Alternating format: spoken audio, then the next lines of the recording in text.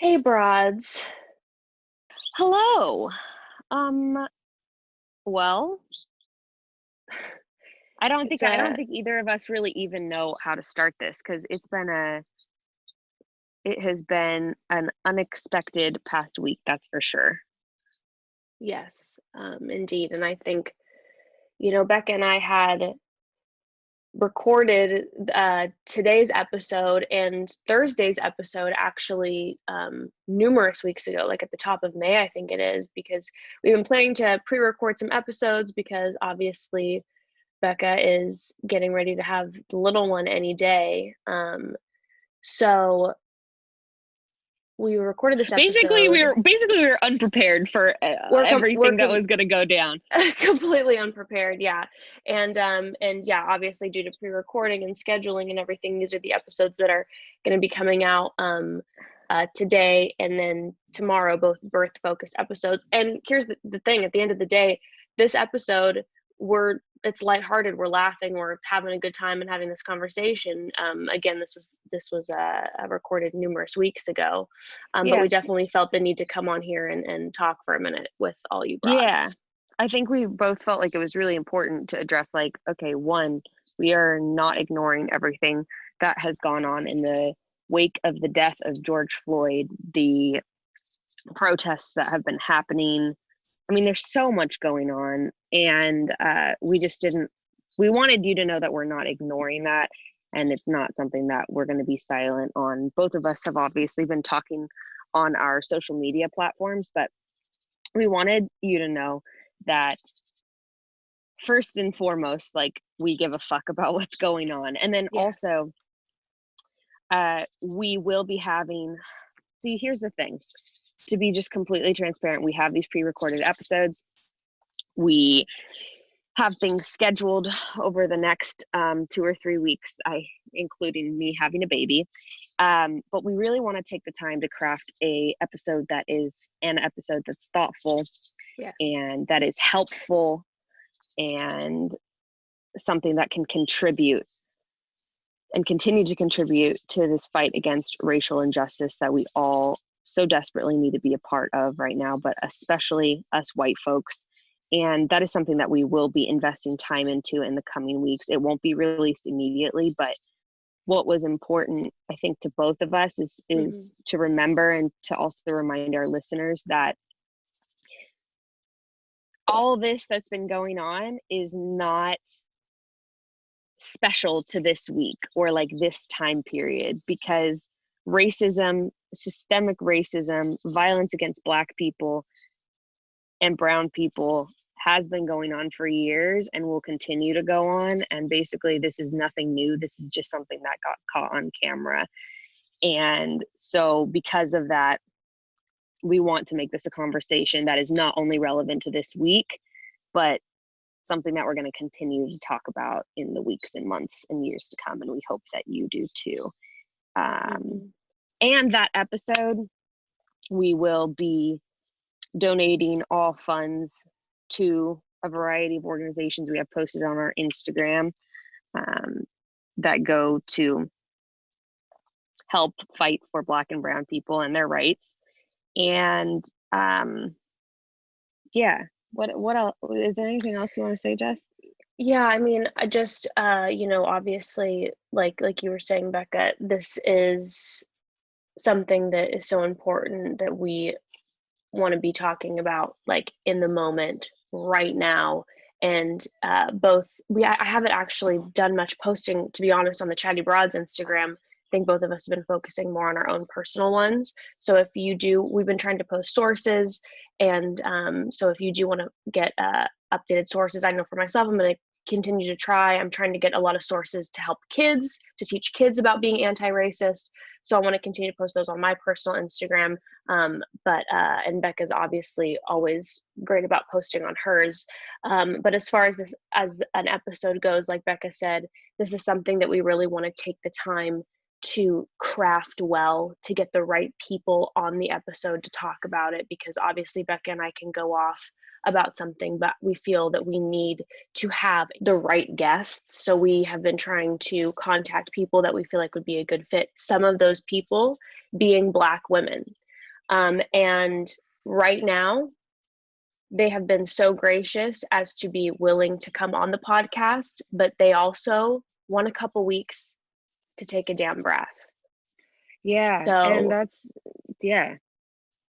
And I think um, it's so important to give them that space. I mean, this is something that we've been seeing, and I do want to talk about briefly because unfortunately during this time too, so many people have been relying and looking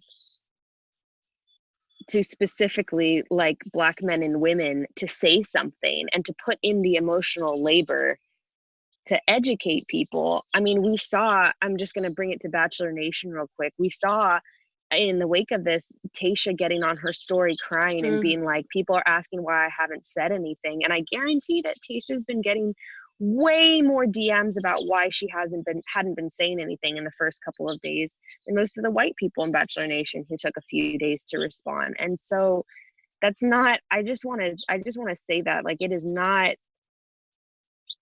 it's not a Black person's responsibility to like speak out or to advocate for themselves. It's like our responsibility as people in positions of privilege to speak out and to say something and to advocate and to yes. hold space. And there's so many Black people right now who are putting out, regardless of all that's going on, they're continuing to put out free resources like crazy. So please, if you have the funds, even if it's just $1, most of them have like link trees in their social media where you can donate to them. You can send money to PayPal. And please, if you are using these resources, if you're reposting things that they have posted, if you're gleaning and learning something from them, which I'm pretty confident most of us all are, please give monetarily. It's Yeah. important right now. Um, and also, and I'm sure many of you have seen this posted, this is not the time to slide into the DMs right now. This is not the time to slide into a Black person's DMs and start asking questions. Do your own Help me research. understand why. Yeah. Do your No. own research. This is, and there are a lot of white people out there who are putting out great resources as well, and maybe those are going to be people who it's better to slide into their DMs and be like, help me understand this, whatever. But right now, yeah, please don't do that. Yeah. And I think so. Bottom line, in the coming days and weeks, um, I just want to say to our listeners, to our Black and brown listeners, please take care of yourselves. People who are directly affected by the systemic racism and violence in our country, take care of yourself. Get off social media if you need to. Do what you need to do. And then to the rest of us, take the time to, be active. It doesn't end with you just reposting a quote. It's in taking the time to educate yourself, to support others, and all of that. There's so many. The great thing is right now there are so many resources that are being shared and so many ways to help. So please don't just put it off on like, oh, other people are going to do it. Take the time to do it yourself. And Mm-hmm. Mm-hmm. Yes, yeah, and also, to our Black listeners, we stand with you, and we're going to do, everything in our power to make sure that when we get this episode out, that it's the right episode. And to all of our other broads, I do want to say this. I have been seeing so many of the Broad Squad members donating at protests, actively being involved, and I'm inspired by so many of you, and I'm honored to be part of this community. Um, and let's just keep doing that, and let's keep learning. keep on Um, keeping on, broads. keep And with on that, keeping on.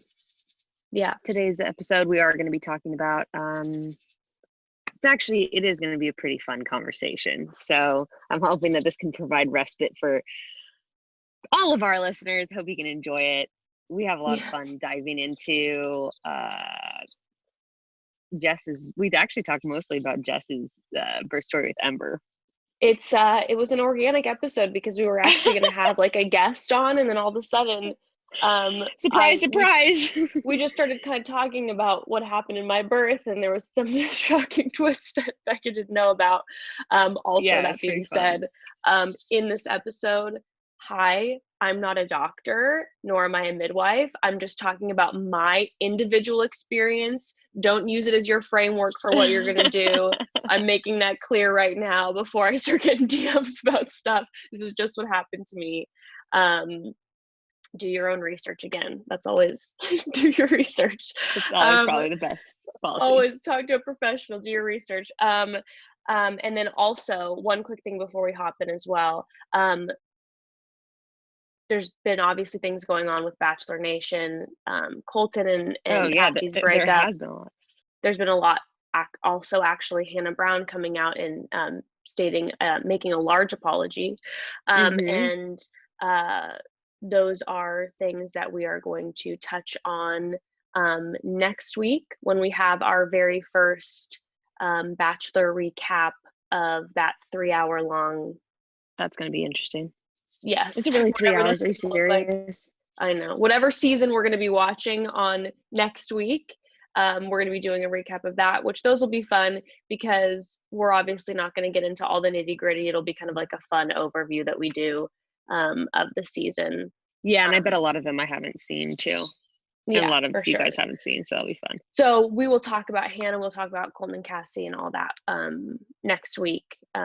But we just wanted to make sure that we talked to you broads beforehand, and we love you all. Enjoy the episode. Love you guys. Enjoy the episode. Okay, broads, before we officially get into the episode, and don't skip this is not an ad. Like we were saying, this week we're talking about birth in both of our pre-recorded episodes, and in light of this past week's events, we want to highlight that Black birth matters.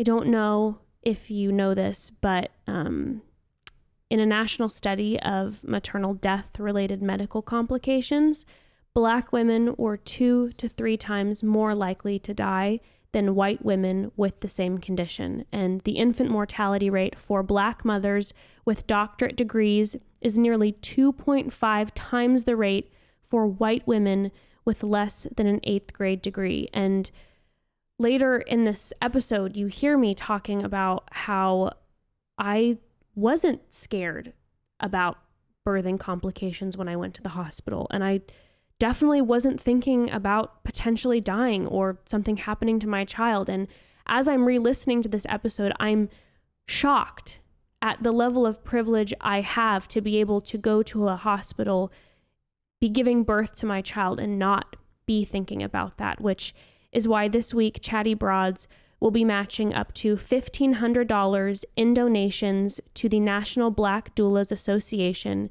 because all women need to have access to birth support that they need and they deserve, not just those of us like myself with tremendous privilege. And the National Black Doulas Association connects Black birthing families with Black doulas nationwide, and their overall mission is to help fight the Black maternal mortality rate in this country and beyond, and they do it through educational development and empowerment. And they actually have a professional doula directory and resources for Black doulas. And through continuous development opportunities, they're helping to strengthen their doula business infrastructure. So we'll put the link for our fundraising campaign in our episode notes. We'll put the link in our Instagram bio, and we'll post about it on Instagram so that you broads can join us in donating to the National Black Doulas Association. And welcome to another episode of Chatty Broads with Bekah and Jess.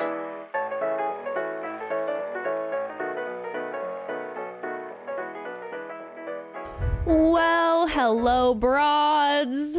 Hi, cutie I know, I'm trying to think of like a new way to start, because it seems like every episode now we're like, Well, here we are. Well, bros. Back again. Back via Zoom. Do you come here often? You come here every Tuesday and Thursday? What's the deal? I know. I do come to Zoom pretty often these days. Yes, it's true. Zoom is the new coffee shop, really. I mean, it's the new Starbucks, it's the new Coffee Bean. The next couple episodes. Okay, let's just get right into it. Let's get into it. We're gonna do a couple parter. Yeah. Maybe even a 3-parter. Who even knows what's gonna happen? We're all over the place. We're gonna talk about birth stuff. Yeah. We've had and if you haven't checked it out, we've had our initial conversation where you talked about your original birth plan and then after you gave birth, and then we had an honest postpartum episode. And so, which, by the way, feels like not that long ago. I know. Sometimes I literally get this pregnancy confused with the last one. I'm like, did that? It feels so. Oh, I can't. It feels fast for me, and I'm not in your body. I don't even know. I can't even imagine how quickly. Probably it feels faster. Probably feels faster for you. You're probably getting confused. Like, I don't know. I'm just like, Bekah's just always been pregnant. I don't know. That's definitely how it feels for me. So if Bekah, it feels like that for you, we're on the same page. Bekah, who I've known, has just always been pregnant. That's just that's the new normal. Very happy to not be pregnant for a long time after this. Oh my goodness. I can't wait. I can't wait to go out with you. Oh, it'll be divine. It'll be divine. It'll get weird. But yeah, so we'll chat about, we'll talk for the next few episodes about the different parts of pregnancy, and hear maybe next episode a little more about your specific birth plan. But I think today, I want to talk about kind of like our experiences kind of like the first time around, and how we planned what actually happened, and like how we would have planned maybe. Like, I don't know. Yeah. If that kind of makes sense. Just sort of like how our perspectives have shifted. Because I feel like a lot is really different for me this pregnancy than like the first time around. And I'm interested to talk about that first time experience with you too. When you are talking about birth plans, and we've talked about this before, gotta be prepared. You gotta be prepared, but you also have to be generous with yourself, knowing that it may not pan out exactly how you're hoping, whether that be, you're planning to want to have a natural birth and you have to have an emergency C-section, or whether you're, wanting to have wanting to plan on a C-section and the baby comes early, like whatever that may be. It's just, it's like the birth plan is so beautiful and wonderful to have, to be prepared, but also the flexibility is key, especially not to disappoint yourself and feel like you. Absolutely. I know so many mothers feel like they failed somehow if they didn't, the birth plan wasn't executed exactly like how they intended. Yeah. So, well, and I think actually I'm going to try to get on someone who I follow and deeply admire to talk about like creating a birth plan, or how to choose birth options that are right for you, because she's all about basically like planning for every scenario. And I really hope that we can get her on, because she's had epidural births, emergency C-section, home birth, like VBAC, everything, like literally everything under the sun. But like with this baby, she was planning in case she had to have an emergency C-section or baby was in the NICU. She was like expressing colostrum before she gave birth, like, and had a whole stash of it so she would be ready in case like something happened to her. Yeah, and she had a C-section planned of how she wanted the C-section to go. And she had all these different, which, you don't need to stress yourself out and plan for every situation. But she also talks about too, I think with one of her births, she was planning on having an epidural, but they couldn't like place it properly, or there was an issue. And so she wasn't prepared to have an unmedicated birth, but had to. And so she talks about like, it's good to kind of not assume that you're going to have these options, or you might have a precipitous labor.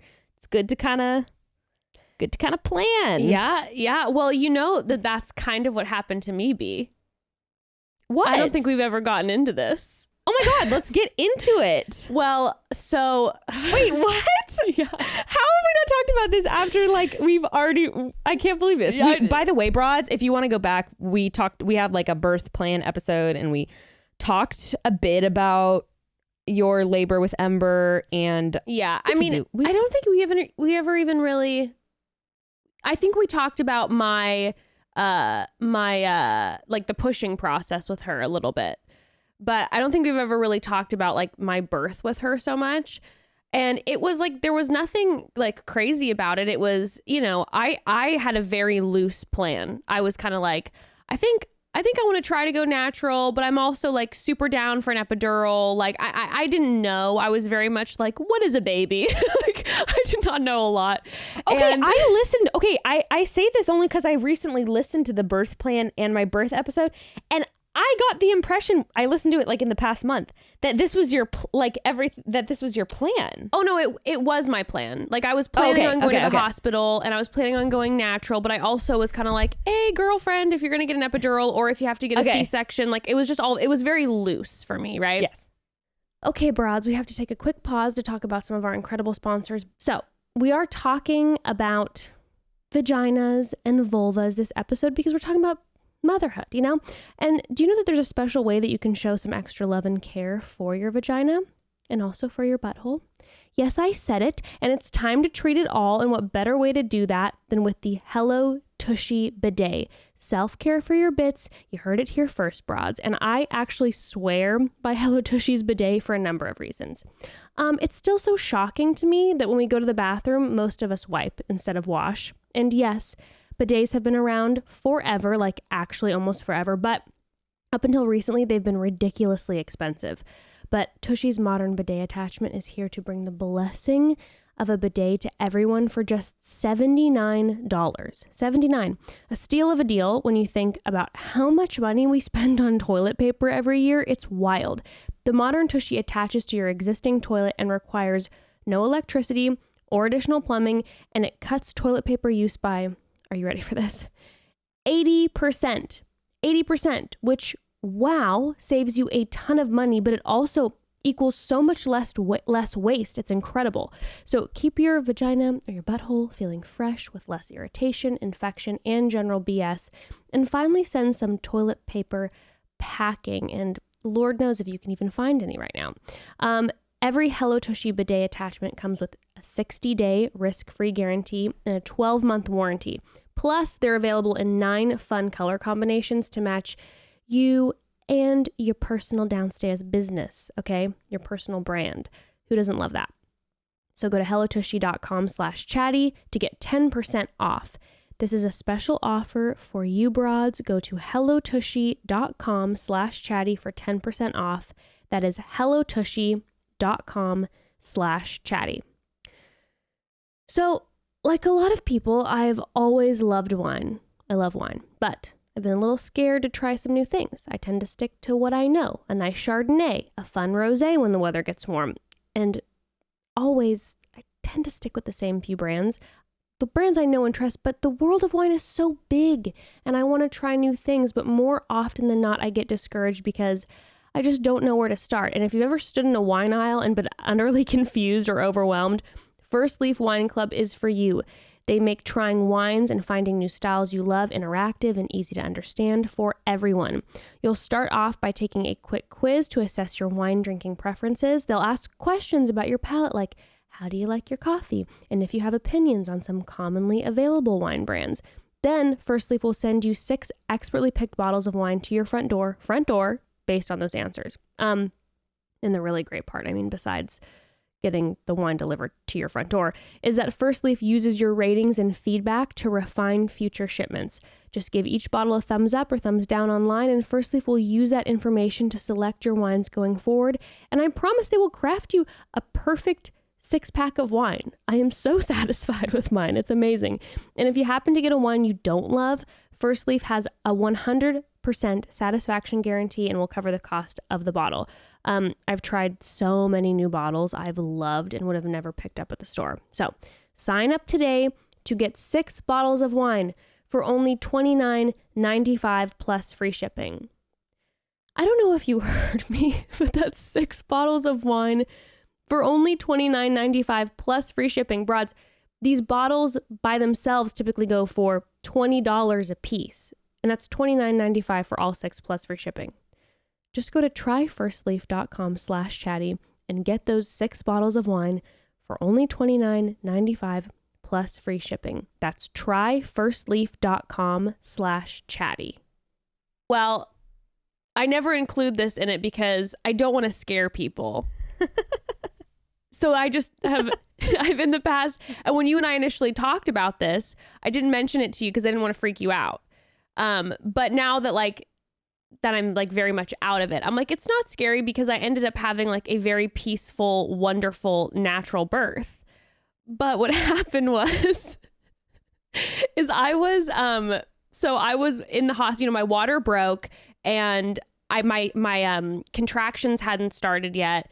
I was already 4 centimeters dilated when I got to the hospital, but no contractions. Water broke. Yeah, because you were dilated to 4 centimeters for how long? Almost 6 weeks, I think. Something absurd like that. It was crazy. But you were almost halfway there. I was already, almost halfway there. And so I was kind of like, oh, okay. And I show up, no contractions. And then they wait and the water's broken. So they're like, okay. Wait, when did your water break? My water broke in the middle of the night. I was in bed and all of a sudden I woke up because I felt that snap. And I was like, whoa, what is that? Yeah. And it was not a bad feeling. It just, it's that weird, it feels like a rubber band. And by the way, broads, whenever people are like, am I going to know if my water breaks? It's a very unique feeling. No, but some people, it starts to trickle. No, but that's what happened with mine. Oh, it didn't dump, but I felt it and it was a weird feeling. And you're like, that's weird. And then I was standing in the bathtub and it was just trickling down. And I wasn't like... And you're like, I'm not peeing. Yeah, and you could tell you can tell by, it's water, whatever. And it just doesn't really stop. It just is trickling down constantly. So then I'm like, Evan, get ready. And we got, we're going to the hospital and I'm just trickling all into the elevator and trickling down the hall. Just water everywhere. I'm like, sorry, everybody. But so then when I got there, they're like, okay, there's no contraction. You're not contracting right now, but your water broke. So eventually they had to give me Pitocin. Yeah. And I was really nervous about that because I had, read things that, when it amps up your labor and, whatever. So it did. And it got my labor going pretty quick. But I was fine. It was you know what? And I had my whole family in there and I was bouncing on the ball. And I was just like, here we go. Doing your thing. So then they check me many hours later and I'm feeling I'm like, it's okay. I got this. The contractions are starting to get more intense and I'm just like, well, okay. Wait, how long were you in labor until Ember came out from when you started getting the Pitocin? Do you know? I was in labor. Let's see. I got there. It was 5 a.m. They gave me the Pitocin at 8 and I had Ember at almost 11 at night. Okay. So not too long. Not too bad. Yeah. Pretty typical, 15 hours. Yeah, pretty typical. But I'm cruising, I'm taking my deep breaths, but I'm still bouncing my ball and everyone's still in the room and I'm fine. All of a sudden they're like, okay, we're going to check you. And they check me and I'm 8 centimeters. They're like, congrats, you're 5 centimeters. That's what I thought it was going to be because I was doing okay. And they're like, you're 8 centimeters. And I'm like, for real? I'm 8 centimeters. Great. And they're like, yeah. And the way that you're going, in probably about an hour and a half, you're going pretty quick. We think that you're going to be ready to push in about an hour and a half. And then all of a sudden, radical fear hit me because of the pushing. That scared me so much. And you're like, I'm not ready for that. No, and I'm like, I'm not ready to push. And so they're like, okay, it's okay. And I'm like, I think I want an epidural. And I started to kind of panic and they're like, okay, well, we don't typically give epidurals at 8 centimeters. So, but they're like, but you're able to hold still. So if you want to try, we can try. And I was like, yeah, I think I want to try. Yeah. So they put the guy came in, he put the deal in me, right? The what's it called? I don't even know any of the names for it. Put the tubing in. As soon as the the needle? Yeah, the needle and whatever. Yeah. He starts to do the process and I go, I changed my mind. So he literally just started. I get a tiny baby bit. I'm telling you, Bekah, it was for 30 minutes, I buzzed out. and then it ramped back in. But because I made this fearful spur of the moment, like in fear spur of the moment decision that I wasn't really like focusing on, I had then the tube in my back as I'm trying to push, where I would have been able. Wait, so you didn't? So I want to clarify. You didn't like the numb sensation, or what was it that you didn't that you changed your mind about? I didn't want to have one, and I did it. I did it just in a moment of like, I don't want to. Is it going to hurt when I push? Yeah. And I was scared, and so I was like, yeah, give it to me. And then they started to, and I go, no. I just want to do it. I'm going to be fine.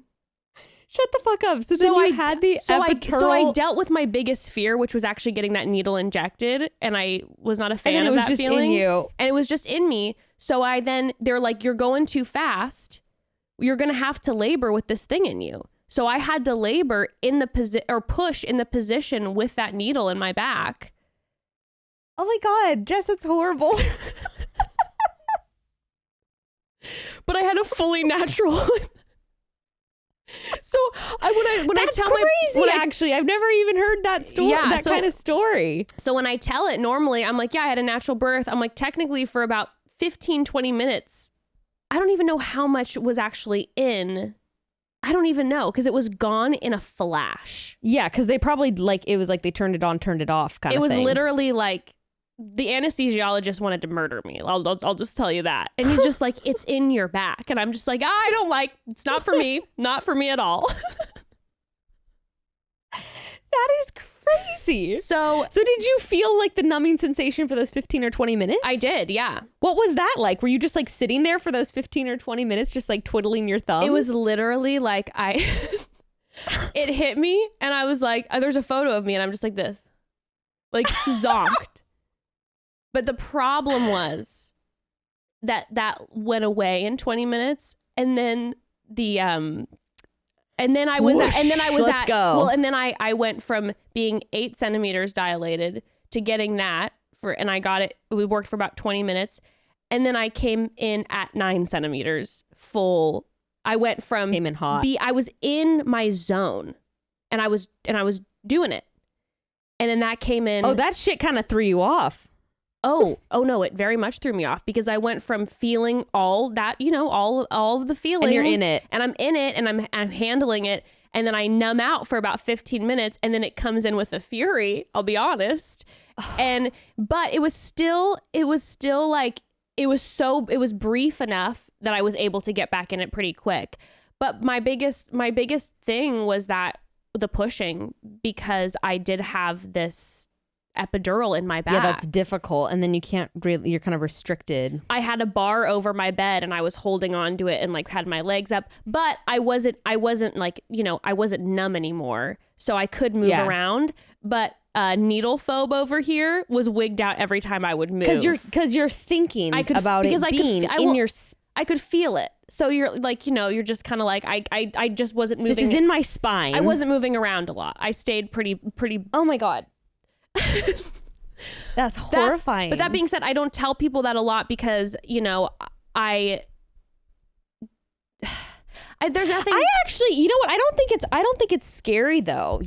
I actually think it's a good story to share, because I think it's an interesting perspective and an important lesson about making decisions that you feel comfortable with, like not in the spur of the moment fearful state. Well, and that's the thing. It's like, I guess the reason I never wanted to share it is because on the flip side of them being scared of an epidural, because for me, it wasn't the epidural like that. I was scared of it. And I was so nervous to like tell any friends, because I didn't want them to be in the heat of labor and then all of a sudden be like, I need the epidural, and then be all of a sudden freaked out of getting the epidural. Right. And like, what if I change my mind? I've got this needle, like all that. I'm like, I just didn't want to make it seem scary at all, because 99% of my birthing experience was really wonderful. And it was just in that moment when all of a sudden the nurse came in and tells me how far along I am and that I got to start pushing, because at the end of the day, I was prepared for labor and I was not prepared for pushing. The nurse, yeah, me neither. The nurse came in, and I didn't have my support system in there. Like, everyone was kind of had scattered out of the room at that point, and I was sitting in there alone. And the fear hit me, because I was like by myself. Yeah. And also, by the way, I mean, I know that that's like, it would be typical for you to go from an 8 to 10 in an hour and a half, but like some people could take another 5 or 6 hours for whatever reason to go from like an 8 or 10. It might be more gradual. Yeah, that was just the track. That was the track that I was on. Right. That was the track that I was on. So, yeah. I mean, I was just reading a story of someone who was at a 9 for about 5 or 6 hours. Like they had progressed in like 6 to 8 hours to a 9, and then they were at a 9 for like 6 hours or something like that. And that's another thing that's to note about labor, is it really is unpredictable, because also there's a lot of stories of people who will take 20 hours to dilate to a 6, and then in 1 hour they're from a 6 to a 10 for whatever reason. I mean, there's so many like factors that go into it. It's hard to predict. So there's so many. You kind of gotta. It's so much about just surrendering. Keep your support system close. I happened to be alone for literally 15 minutes, and that of my course, sweet sister-in-law, who was my doula, was out of the room for those 15 minutes. They come in, and this girl, because I'm me, make this like knee-jerk reaction decision. And literally when I said that, the nurse looked at me and goes, you're kind of coasting right now. Like you're 8 centimeters. You want to talk about doing it right now? And I was like, yeah, gotta do it. And then my sister-in-law walks back in as I'm getting like bent over getting ready, and she's like, what's happening right now? Is everything okay? Like, why are you? And I was just like freaked out about pushing. And she was just like, okay, Jess. And she was like talking me through it and like kind of keeping me calm, but saying like, this is just so you know, if you make this decision, and, as the anesthesiologist is doing his thing. And I mean, did you ever think, because you and I both had difficult pushing experiences, did you ever think about turning on, I mean, you had it in you. Did you ever think about turning on the epidural while you were pushing? Yeah, I did. Why didn't you? It was because, at least for me personally, even those 15 minutes of feeling numbness, I liked being in control more. And there was something about feeling it, and I totally understand why, like, if you want the epidural, or you're like, this is like, fuck this, I'm in too much pain, God bless, get it. Like, my thing is, again, it's just always do your research. I hadn't done mine nearly as much as I wish I would have. But in that moment, I was like, I was in my zone. I was feeling good. And then when the numbness hit, it was like, yeah, it took the pain away. But for me, I'm a little bit of a control freak. And I'm like, I feel a little out of control right now because I'm not feeling what my body's doing. I can't gauge where I'm at. What's happening. So then as soon as they were like, let's push, I was very scared. There's photos of me, my heart rate dropped and whatever, and they have the oxygen on me.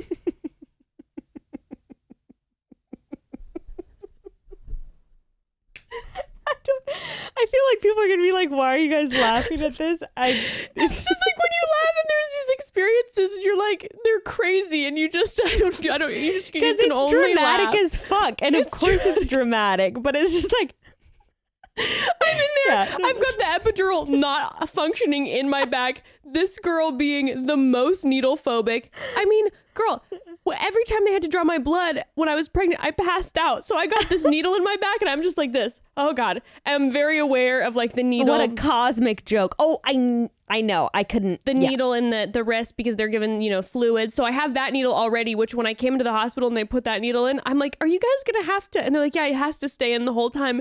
And I'm in labor, and it actually probably helped me because it distracted me the whole time I was looking at the needle as I was like having my contractions, just like, is it still there? Like, try not to move my hand because I'm so wigged out of needles.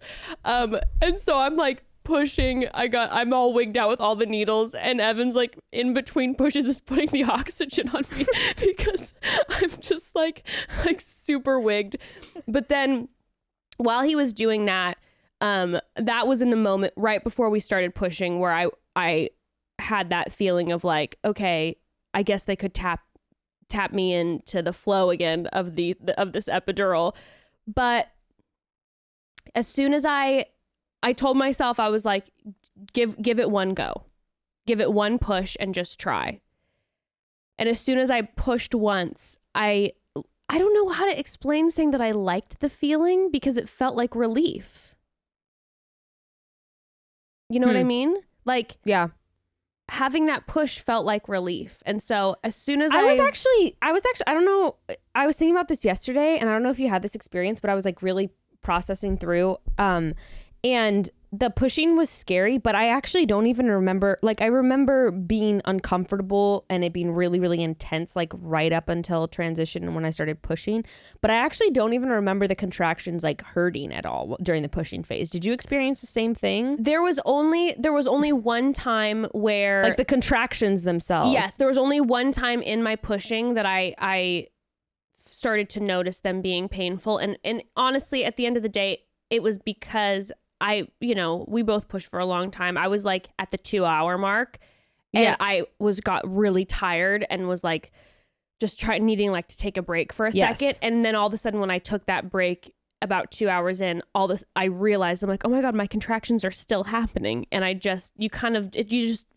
it fades out because you're so honed in and focused in on pushing. Yeah. And again, it was as soon as I felt those contractions hit, I got Ember out pretty quick after, because it was almost like, all right, you got to keep doing it. It was almost like a little like pushing me and reminding me like I have to just keep plowing. And it was pretty similar for me too. Really? I took like a bit of a break. Yeah, I took a bit of a break and then sort of, got my wits about me and then was able to finish the job. And apparently throughout this process, I was extremely loud and I don't even remember it. And I felt the opposite. I thought I was being really loud. Oh, yeah, and then you I were looked so back in quiet. videos in my family. And you were so peaceful. I remember I was yelling, but I was yelling like a victorious goddess. Like, that's how I felt. I'm pushing out and I'm like, I had just no inhibitions. And I was like, yes. And my dad's having a panic attack down the hall. He's like, my daughter's dying. And then when my dad after. Oh yeah, my dad was in the like living room area of the birth center, and he was like he went out to his car and just listened to music in his car because he could like literally not the dads are like losing it, and my dad's like, why is she screaming? And then when he came and saw Ember afterwards, he was like, oh my God, you were giving me so much anxiety because you were yelling. And I was like, I was not yelling. I was chanting. Okay. I was living my truth. Getting my warrior on. Okay. I felt like a champion getting that little one out. But yeah, so I had kind of a weird experience. And the thing that's funny is that whenever I tell the story or I think about my birth, I even almost forget about that part because it was just like a weird 15 minutes. And I forget too about during the pushing that I did have the epidural technically in my back. Yeah, that's crazy. But it was because it's everything felt so fluid. And then there was that moment that kind of like threw me off. But then other than that, it's kind of like when you're on a hike or like on a really intense run and you like take a break for 5 minutes, and then when you get back in it, it's like so much harder because you've taken that 5 minutes for whatever reason. Like it's exactly like that. I was working out a couple days ago, and it was like I had a really hard workout, and I like 75% of the way in, I gave up. It's what I do. I'm Jessica Give Ups. But then I get back in. Okay, I had to take a pause. I went 75% of the workout. I paused for like 2 minutes, and then I'm like, no, I got to keep going. And I kept going, and it was harder because I didn't just push through, but I did keep going. And that was a little bit what that epidural was. I was like, all right, I'm going to keep going. I want to keep doing this. I had that moment of fear, and then I'm like, okay, I got to get back into it. But that being said, I think when you were talking about, the awesome mom that you want to have on who had all of her different birthing experiences, I think it would be so cool for people to hear all the different versions, because and again, not to like to give people anxiety, like I have to know all of them. But if I would have known a little more about all the pieces, I think I wouldn't have had a blip. I would have had a decision going in and being like, a clear path. Again, even though we're talking about needing to be somewhat flexible, I didn't have a path even. I kind of went in and I was like, I'd like to do this. Yeah. But I was giving myself grace if I wasn't able to do that. But I didn't know, like I hadn't researched epidurals because it wasn't my plan. I hadn't researched C-sections because it wasn't part of my plan. And if I would have all of a sudden had to get a C-section, I would have had a lot of anxiety going in because I have no idea what a C-section entails. But if I would have had if I would have been, going in with some research beforehand and all of a sudden they would be like, hey, you have to have an emergency C-section, I'd be like, okay, I have a grasp on it. Or if I would have known more about an epidural and then all of a sudden I'm like, I think I want one, I would have known, oh, when they do this, if you decide not to continue on with like the medicine going in, it's still there. I didn't know about all those things. So I would have made a more educated decision and been like, you know what? No, let's just keep going. Let's not pause, get the giant needle in my back and then not get the medication. Yeah. And I think like what's important too is just, actually, I want to take a quick second to plug away because there's a podcast I really like called The Birth Hour. And the host of that podcast, she shares all kinds of different stories with so many different kinds of women, different backgrounds, different birth stories.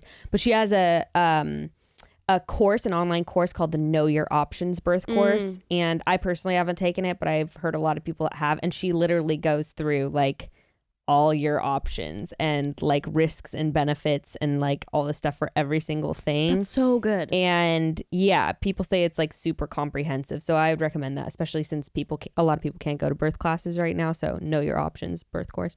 But I think a lot of people also like, you assume or you see the pretty photos and you assume things are going to go a certain way. And I think like it's good to know your options and know your risks and benefits and know that like, there are risks for an epidural, just like there are like risks for a home birth, just like, and there are risks for emergency C-section. Just, there's, and it's not to scare people, but it's important to be informed and like know what you're getting yourself into. And even if it's not part of the plan, like you're saying. Yeah. And even though, there are factors of all of them that can be frightening when you're actually in the moment. I felt more frightened not knowing. Right. You know what I mean? Like if they would have said, if I would have been informed and know more about all of my options, it would have like helped my fear. I mean, knowledge is power, right? So it's like going in. I think knowledge is power, and I think to a certain extent, knowledge is peace. And you can go in and be informed. And yeah, if I would have known, I wouldn't have made a decision. I don't think, again, I might have been still in the moment and made that call. But yeah, I think if I would have known more and been a little more prepared, I probably wouldn't have made that call and interrupted my flow. Yeah. And I mean, also, I think it's important for people to remember, and I don't want to say this to scare people or so they're like distrustful of their care providers, but like if you have 10 OBs or like 10 nurses, they are going to have, even though they're all qualified for the same thing and like equally qualified and equally experienced, they're all going to have different opinions on like what the best option is or what risks outweigh what benefits. So it's important to be informed because, you might have one person might have an experience with an OB or a midwife or whoever you're working with who might think this, and the person down the hall might think something else. So if you can know a little bit, then you can sort of sort through your options, or your doula or your partner can help you sort through options. Cause it's not everyone's going to think the same way in a hospital or a birth center or wherever. Right. Like care providers have different opinions too. Right. And I think people forget that. And if you have a partner going into this, then it is so important to include them in the process too, because, I know Evan would have been like ready and willing to, if I would be like, all right, let's do this together and learn about this together and blah, blah, blah, blah, blah. He would have been like ready and willing to get down on his hands and knees and like get into it. And I just didn't make that call in this pregnancy. I didn't, tap into the resources that I didn't know were available. I didn't have any friends that had kids. I was kind of just like, what is pregnancy? Kind of just living in this whole like, all right, I'm just not going to think about it because all I've heard are scary things about giving birth. So I think if I just don't think about it at all and don't prepare, then I won't be as nervous, and it's just. Yeah. And I know some people say that too about birth plans where they're like, like you said, birth. I hear people say a lot like, oh, I don't make a birth plan because like birth doesn't go according to plan. I'm like, yeah, but also there's a benefit to have like a guide of what you want and why you want it. Yeah. And if you and have, that can be really helpful. is there a chance, is it likely that you're going to give birth in a closet?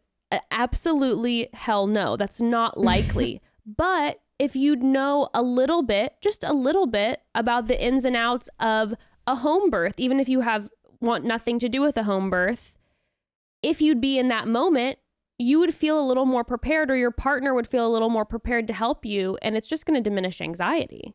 Yeah, exactly. Being on top of things can help diminish anxiety. Okay, Broads, let me ask you, do you experience stress or chronic pain, or how about anxiety or trouble sleeping at least once a week?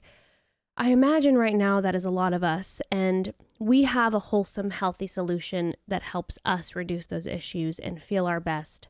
Let me introduce you to Feals Premium CBD. Feals is an absolute lifesaver to get you feeling better naturally. There's no high, no hangover, and no addiction. And it's so easy to implement into your life at times when you might be experiencing pain or anxiety. And all you do is place a few drops of Feals under your tongue, and within minutes, you'll start to feel the positive effects. In the past, CBD has helped me tremendously when I've had issues like sleeping, and I would never wake up feeling groggy or lethargic, which was incredible. Also, CBD helped me so much with my back and neck pain. And if this all sounds good to you, but you've never tried CBD before and aren't sure where to start, Feals, I love them. They make it so easy by offering real human support on their free CBD hotline.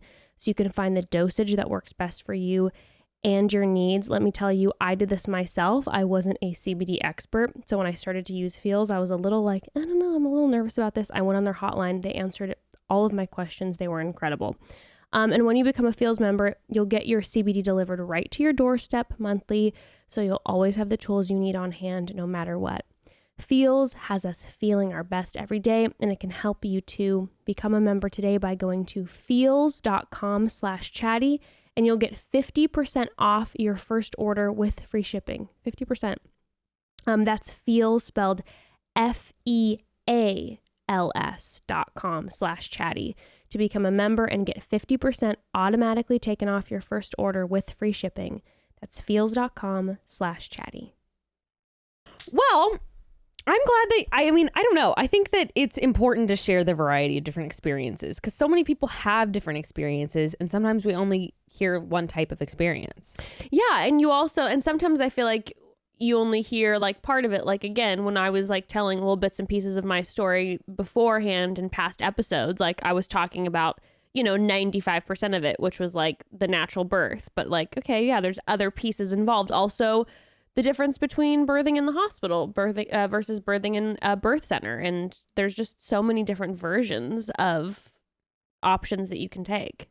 What were the kind of options that you were familiar with? Okay, this is what I want to hear from you. And then I kind of want to talk about the same thing as you've talked about.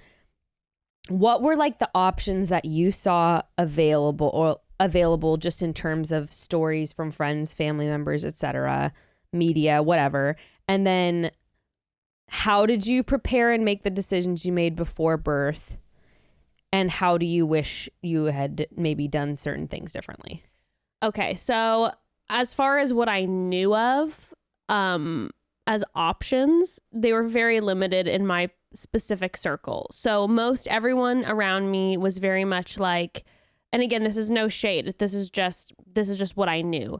It was just very much like C-section, scheduled C-section. That was what the option was. And I am, as I said, extremely frightened of needles, and I'm very scared of surgery. So that just wasn't even an option to me unless it was an emergency C-section, because I have a huge fear of getting operated on. I've never had surgery. I'm very scared of it. It's one of my top fears. Yeah. So I was like, okay, it's just not even an option.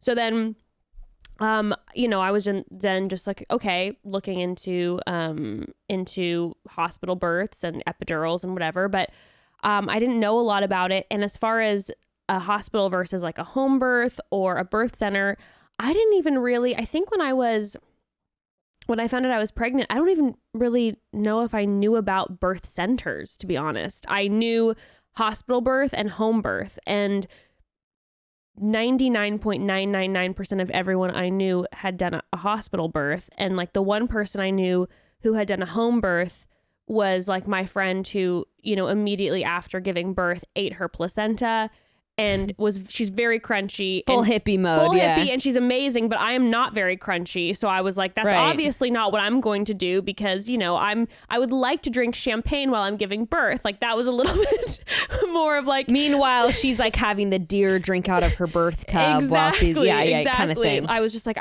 we're just not on the same page, I don't think. So those were really the only things that I knew about. I found out later, like really far into my pregnancy, about birthing centers when it was too late for that to even be considered an option. And at first I was a little bit scared because I'm like, I feel like I want to be in a hospital in case there's an emergency because it's my first and I don't know what giving birth is like at all. I will say if I were to ever have another baby, I would definitely go to a birthing center. My friends, you being one of them, and my other friends who have since gone to birthing centers have all had really lovely experiences. And I do like the environment now that I know what birth looks like as not so much of like a cold, more like sterile hospital environment. I had incredible nurses and my doctor was amazing in the hospital and they made me feel Did so you have the comfy. same OB that you had been meeting with? Nope. Okay. Which I was just like, who are you? But I was also my OB was not like the warmest person. She was super on top of her shit. She wasn't very warm. But then the actual OB that I got was super cozy. So I was like, she was just like, she came and she held my hand and she's like, we're going to do this together now. And I was like, oh my God. So I ended up loving her. I ended up loving her more. And my original OB was great, but she was just pretty like, here are the facts, whatever. Yeah. And this OB just made me feel like I was in a cocoon of like love and birth. And my nurses were amazing. Like they were, you know, they were just going downstairs on me, massaging me, just like talking me through it. Amazing coaches. Like I was so grateful for like the nurses that I had. Which hospital? Just so you can give a shout out too. Oh, of course. Saddleback Memorial Mission Viejo business. Okay. Like it is, or is it Laguna Hills? I don't even know anymore, but Saddleback, amazing hospital. And yeah, I had the best experience. And even after, when I was like, I'm ready to leave now. And I think that's the biggest part of the birth center that I would want if I'd go back is after I had Ember, I was ready to go home. Yeah. After a few hours. And, you know, they had to keep me in the hospital for a little bit and per usual. And I was ready to sleep in my own bed and go back home. Fun fact, I didn't know until we had Lauren on that I guess you can technically check out whenever. Had no idea. I didn't know that either. Yeah.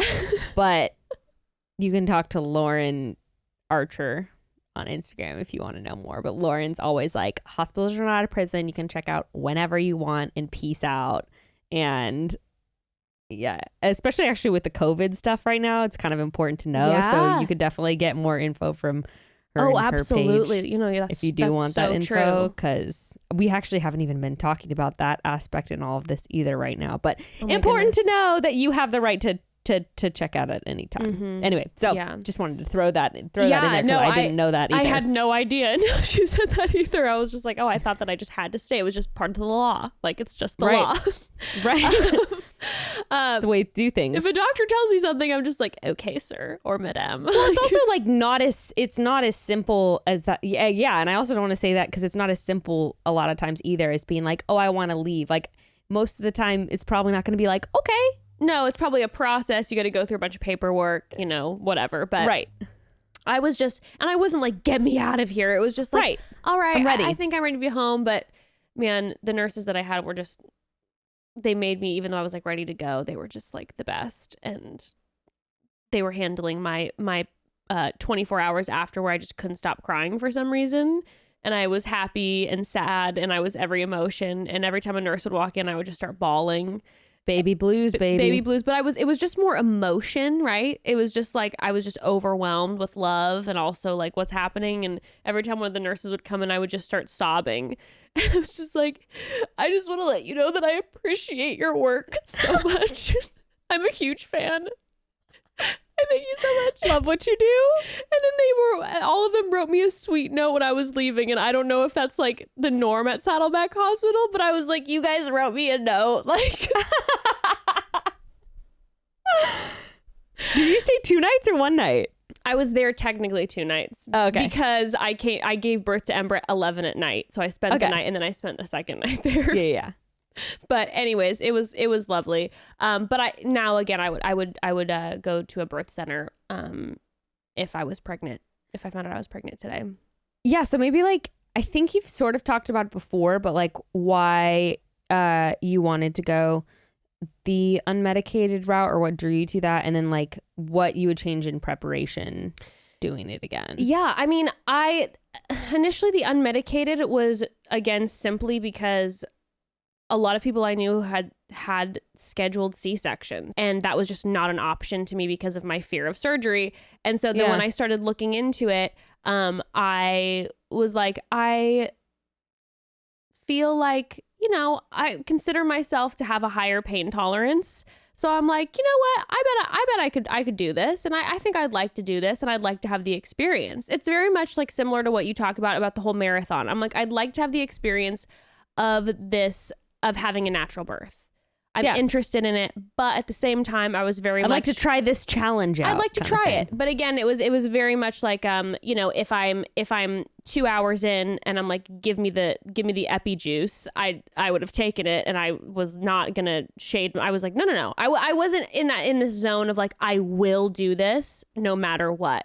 It was a little more like, we'll see what happens. And, you know, if I'm able to, I'm able to. If not, great. I carried this child for however many months, and I feel very accomplished in that sense. So, you know, whatever. But were you scared at all of birth?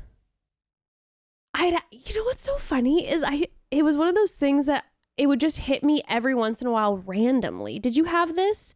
With the first? I have it. I didn't have it with Ruth at all. I have it sometimes now, which I'll talk more about. But okay, yeah. I'm so curious about that, because if I were to find out I was pregnant, it would be like today. It would be this weird combination of like, oh, I got this, I'm prepared, but also nerves for sure. Yeah, also nerves. With Ember, I wasn't nervous in general, but every once in a while, when I couldn't fall asleep and I'd be rolling around, it would hit me, you know, kind of like what it is for me. Do you know when you're laying in bed randomly and sometimes you go, I'm going to die one day, or my parents are going to die, etc. Yeah. I get it. Like my family's going to die. See, I think I'm a little more selfish because I'll be laying in bed and I'm not thinking about family. It's just the concept of all of a sudden I'll just go and I start spiraling out of control, and I'm like, what is death? Oh yeah. What is not existing? I'm not going to exist at some point. And I then start having a full-blown panic attack. Existential crisis. Very existential. Yes. Yeah. Were you more nervous about like, what if something goes wrong and like I die or the baby dies? Or were you more like, this is like, I don't know what's going to happen, and it could be out of control, and it could be really painful, and it could be scary? Like, which was more of your anxiety? Well, more of the anxiety for me was definitely about like the unknown. I didn't have fear about anything happening to me or to Ember initially. There was a moment because it's so funny. In the first trimester, is this what you're talking about? Well, I found out that she, like, her cord was on like you know what's so funny, Bekah, is so many things about birth. It's like I had her and they just go poof, and I forget about everything. Yeah, I know. And I forget the name of it now, but it's a placement of her cord. It was like not in the typical place, and sometimes it can lead to complications. They were worried about like a prolapsed cord or something like that. It was something like that, and they were just concerned about the actual birth. Okay. So they monitored. I had to go to the hospital, excuse me, or I had to get checkups a lot more frequently. Okay. And so, but they were very like reassuring to me, like, it's fine. You're okay. But I think that might have been a little piece of why I had that moment of fear about pushing too. It was half pain and then half like, what if something happens to Ember while I'm pushing, because that's what this whole problem is with the cord, and I don't know, and like, I didn't really quite understand what was going on. And then also, when I did start pushing, we had all of a sudden her heart rate dropped, and it was like one of those moments where then I was so, you have those moments, but again, I forget about it until we're having this conversation. Yeah. Because I just remember certain pieces of it. Yeah. It's like your body and brain protecting you somehow. Well, it's because biologically your body's prepping you to like do it again someday. So it's like, nope, can't remember any of that shit. Yeah, no, I forgot Otherwise, you're not gonna do it not again. Gonna do it again. No, I forgot about her heart rate, and then that scared me. And I know that that's super common that happens, and it's Well, it also fine, happens a lot if you're in a certain position on your back, which with your epidural needle makes sense. Yeah. Makes sense. But yeah, I was nervous about the unknown. And I was also, what, most of my fear, to be completely real with you, had nothing to do with birth, and it had nothing to do with laboring and the birthing process. I was scared about being a mom. I was scared about being a good mom. And I was like, am I going to be able to like take care of a human being? Which, by the way, I just have to say, that's the real shit. Birth is usually less than 48 hours max. That's like 2 days of your life. That's then over. So yeah, not to scare people, but definitely the thing to think about is the next 18 years that they're under your care and responsibility. No, for real though. And that was more what was like always looming in my brain, especially with all of like my mental health stuff. I was like, oh my God, what if I'm not able to be a functioning mother? And I was so nervous about that. And so that's, now looking back, if I were to be a psychologist or a psychiatrist or something, I'd be like, well, maybe that's why you panicked all of a sudden when they said push. And I was totally fine before that. Maybe there was a little bit of like, I can't do it. Give me the medication. I'm not ready for this baby to be out. Yeah. Cause that was where my fear was, for sure. Where were you at, by the way? In relation to Ember's due date, were you before or after? So it was weird because I had initially when I got my ultrasound, they gave me a due date, and they told me that her due date was going to be November 12th. Yeah. And then I went again, and then they said it was November 20th, and they adjusted the date, and they were like, oh, we got something wrong. And I was like, well, this is confusing for me. Well, didn't you also know the exact date of conception too? Yes, I knew the exact date of conception. Yeah. And so I was like, oh, well, the 12th makes sense. Yeah. Because I know when we had the baby. Yeah. But then they were like, no, it's the 20th. And then in my head, I was always like, nah, I think it's the 12th. It's the 12th, because I know when we had the baby, da-da-da. And that was the original due date that they gave us. But I had her on the 20th. So no way. Yes. So I either had her on. So it's like, are you 8 days I don't know. Or was she right on the due date? I have no idea. So now I live in after I had her on the 20th, I was like, well, damn it. Now I'll never know if I was late or if I literally went on my due date, because they gave me those 2 dates. Interesting. Yeah. I don't remember why I asked that, but I was curious. Oh, I know why. Because I don't know how you felt, but towards my end of the first pregnancy, I was like, I could go another couple weeks and be fine. And I think it was kind of the same sort of feeling of like, this is really easy with this baby inside me relative to how I'm worried about it being with this baby outside of me. Right? So I was wondering if you had that feeling with due dates, if you were... I didn't, but that was only because of being dilated 4 centimeters for like the 6 weeks. I was like, get this baby out of me. Like when they told me that, when they initially found out that how dilated I was so early on, they were like, you need to stay home, mostly be laying down. You're going to have this baby early. Whatever. And then when I heard that, meanwhile, I was like, you're just like, I'm like, I could have gone on vacations. I could have like done all this stuff. No, I when I heard that initially and they were like, she's going to come early, I had that exact same feeling where I was like, oh, this is going to be, you should just stay in here for a couple more weeks. And so when she was in there for a couple more weeks, I was like, good.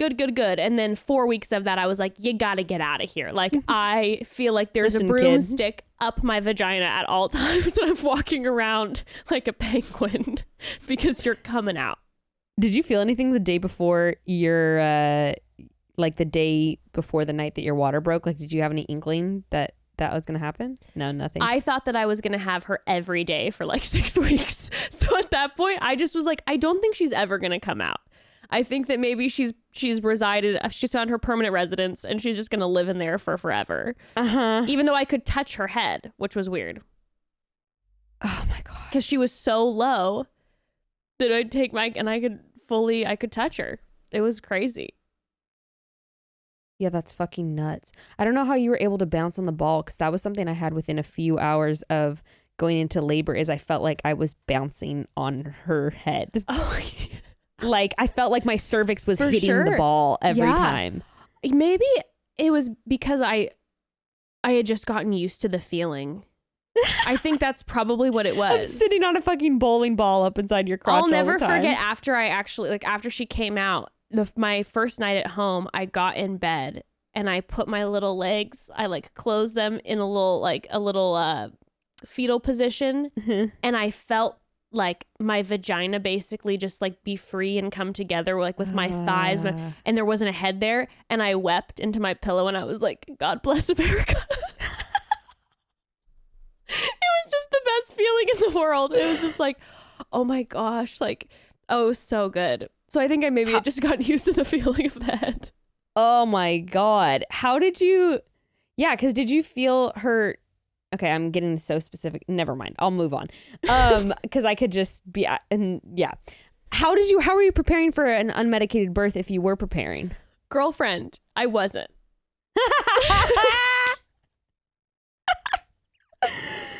That's what's so wild to me about this is like I had her, and after I had her, I got really passionate about learning more about birth because it was incredible. But before I did it, I'm telling you, I was avoiding the concept. Like I was avoiding it. I went to my classes. I felt really prepared about afterwards. Like I had done tons of research about like newborns, and I felt very prepared in that way. I felt like I had everything I needed. I didn't have too much. I felt like I had a good, my registry was like dimed out. I didn't get all the extra stuff. I had like read a lot about breastfeed. I knew a lot about after, but I was avoiding the birthing conversation because I just was like, I'm like, Jessica, you mind grind, and if you get it in your head, you're gonna be so anxious about it. And I was so worried that I was gonna be like living in anxiety, and that I would all of a sudden be like, I guess I'm just not going to ever have this baby because I'm too scared to actually like go into a hospital and try to start having her. So I didn't watch any videos. I didn't like, I did nothing. Yeah. Like wildly nothing. I had a large hankering for hamburgers. I ate a lot of hamburgers, and I watched watched a lot of Gilmore Girls. And I cried a lot watching Rory and Lorelai's relationship, and I'm like, that's gonna be me and Ember, and I was very emotional about that, and I did no research. And so would you prepare this second time around? Oh, do you feel absolutely. Like that cracks me up. I would be so deep in research. I would be reading all the books that you've recommended. I would be like watching all the videos. And now it's like birth is so beautiful to me that now I love watching birthing videos. Like I think it's so stunning and incredible. And I like every type of birth video. Watching a natural birth makes me bawl. Watching a C-section watch it makes me bawl. Like everything makes me cry now when I watch it.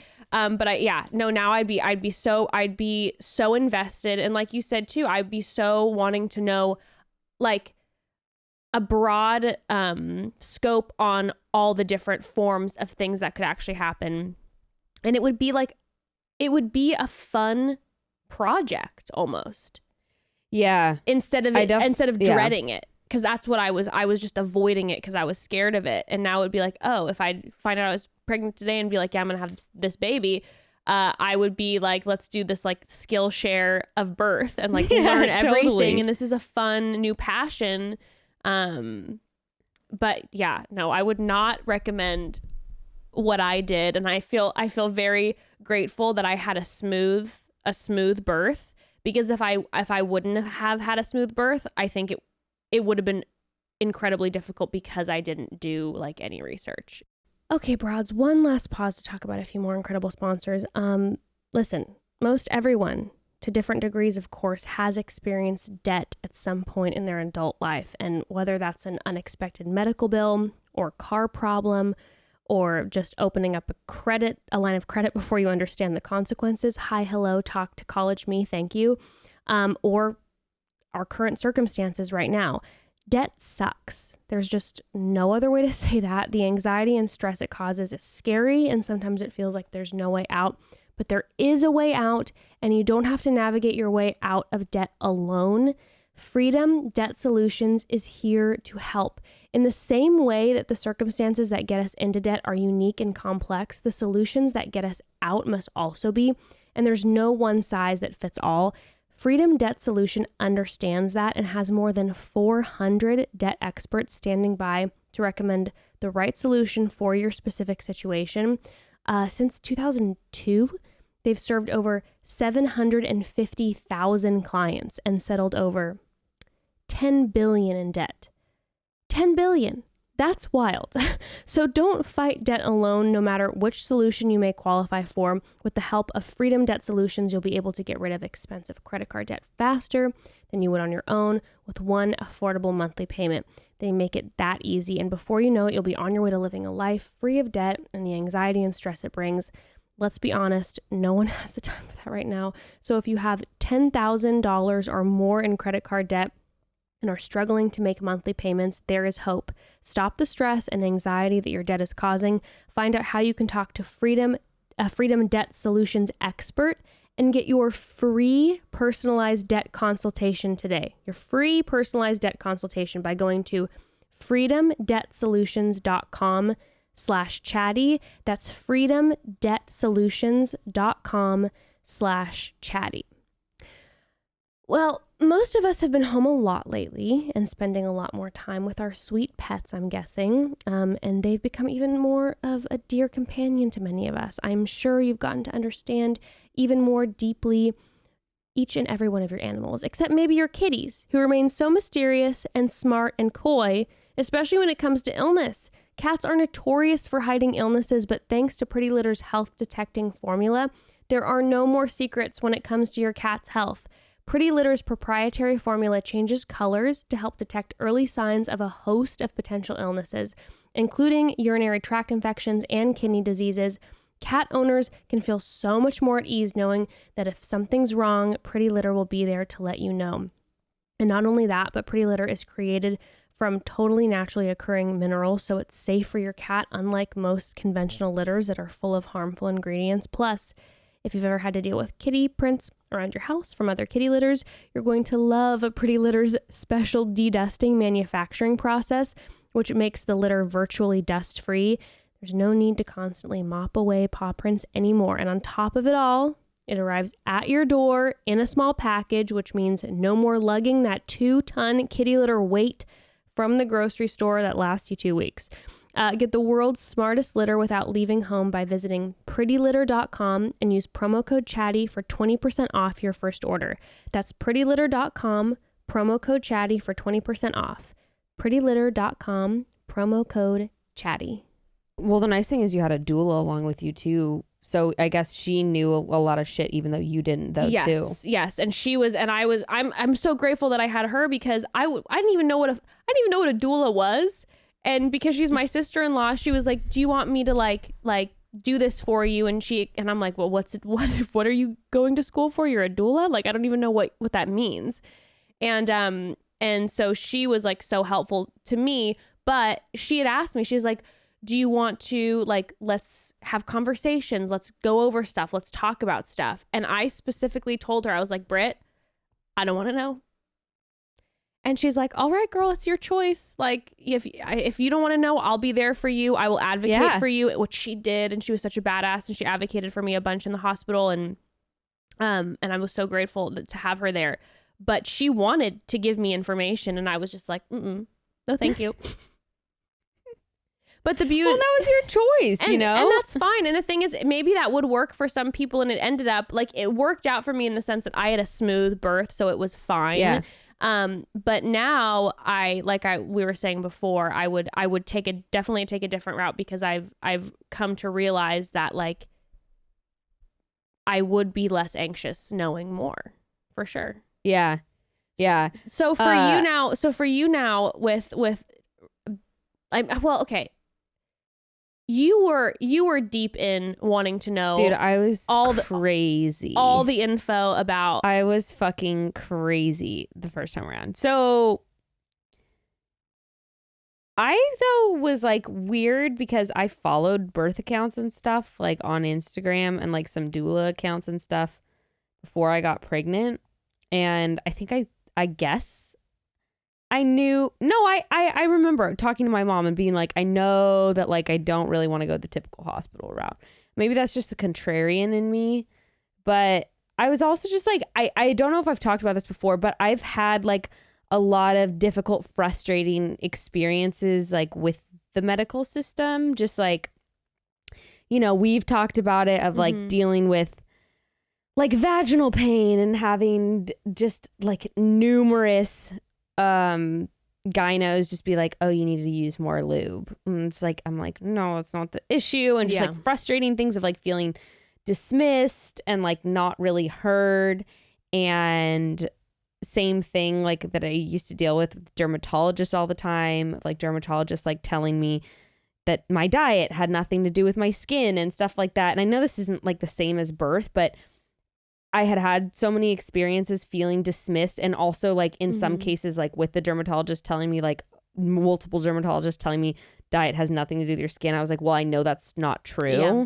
So like now I don't trust you kind of thing, you know? So I guess I already, I'm like, well, that's false. No, false. Like, so like, I don't know. I felt like I already had experiences where I was just like, I don't like this. Like this system has sort of like failed me before. And I don't know if I want to put myself and my child into this system if I can avoid it. And I guess that was sort of like, it sounds kind of dramatic, but that's sort of how I felt. Yeah. And I was just kind of like this. Yeah, I'm sorry. I don't want to feel like I have to battle or fight.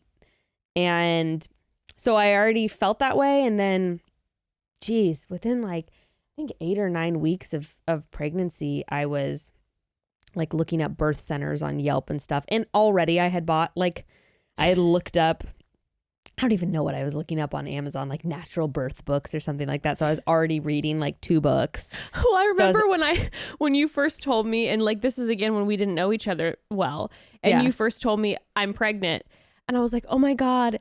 And I've had this situation with a few friends where, you know, I'm the one who's actually had a baby. So I felt like super not, and they're like, oh my God, tell me.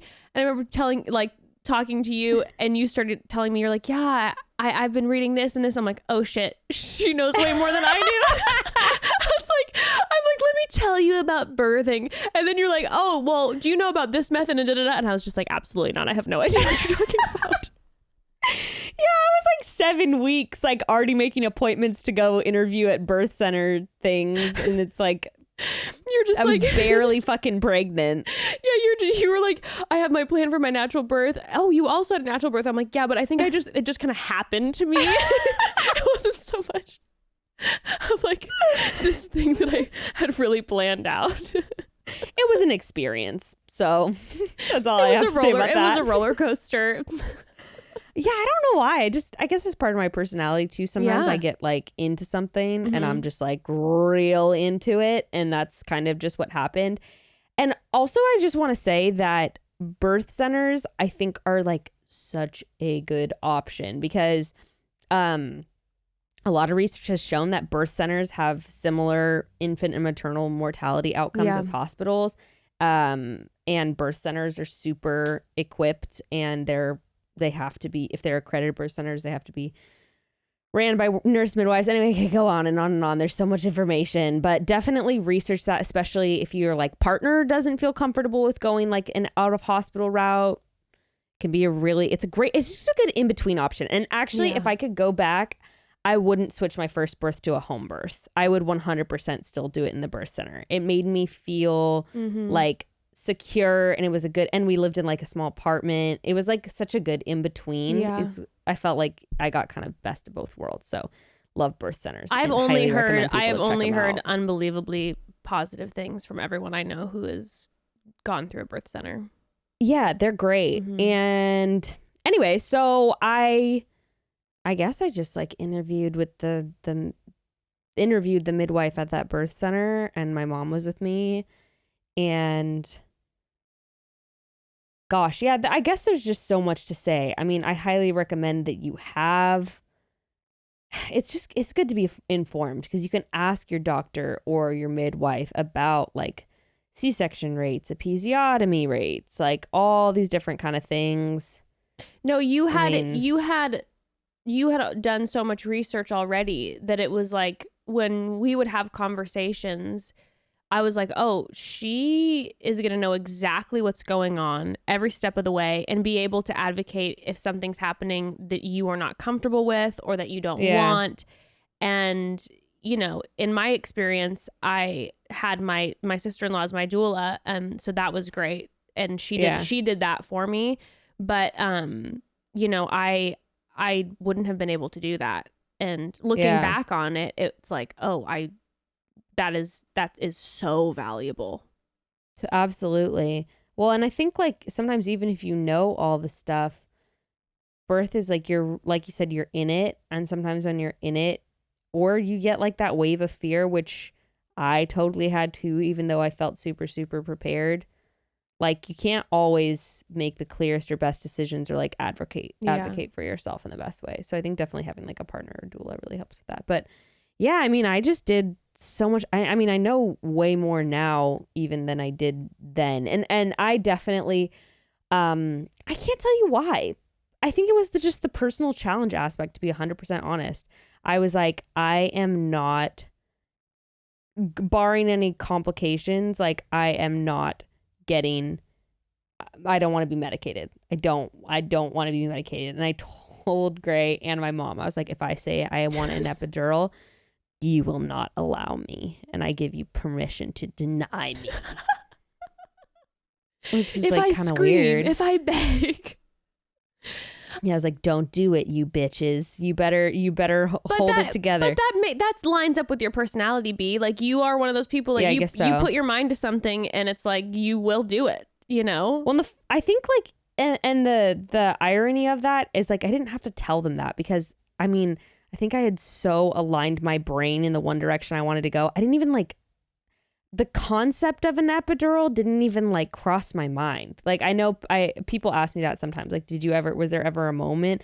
And I remember actually it was more in early labor. I remember having a moment where I thought to myself, oh, this is why people are medicated. Yeah.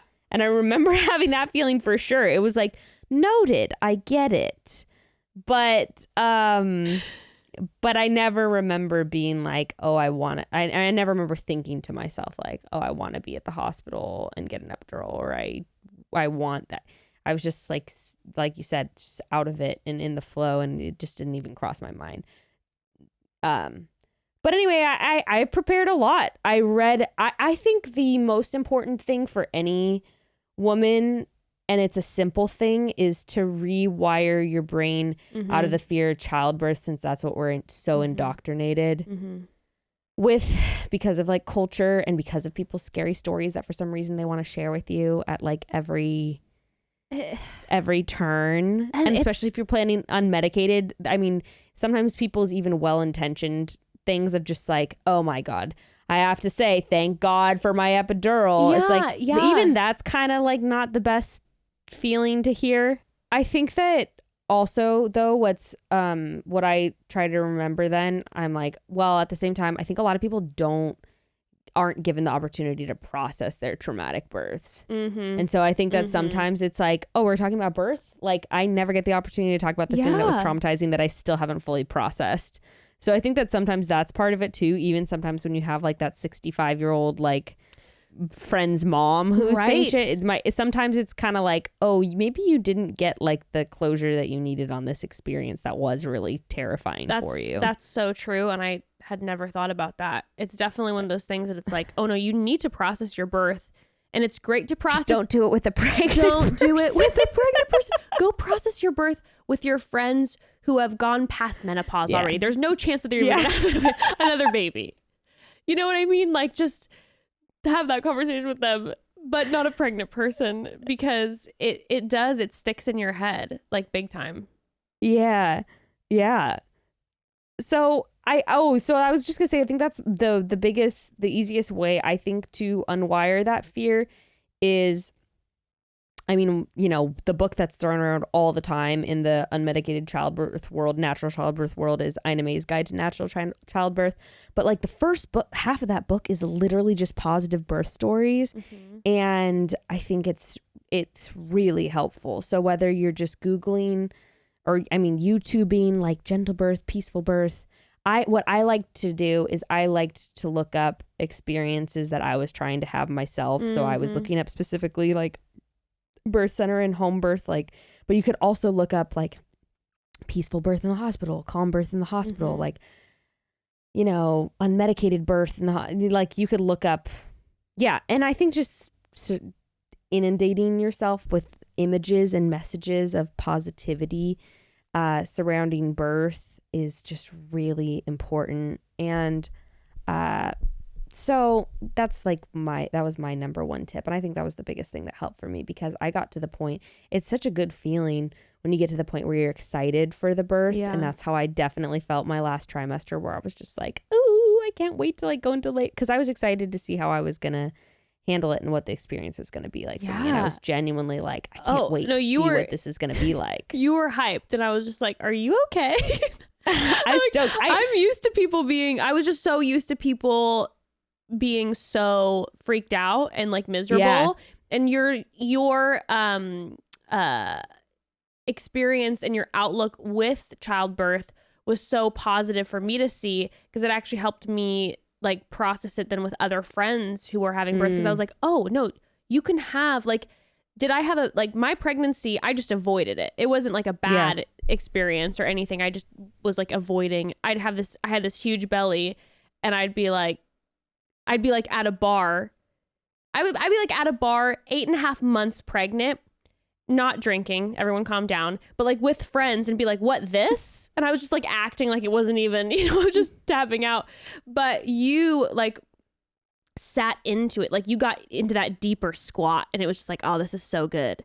And you were so excited about it, and it just was like a whole different light on what a pregnancy and a birth can look like.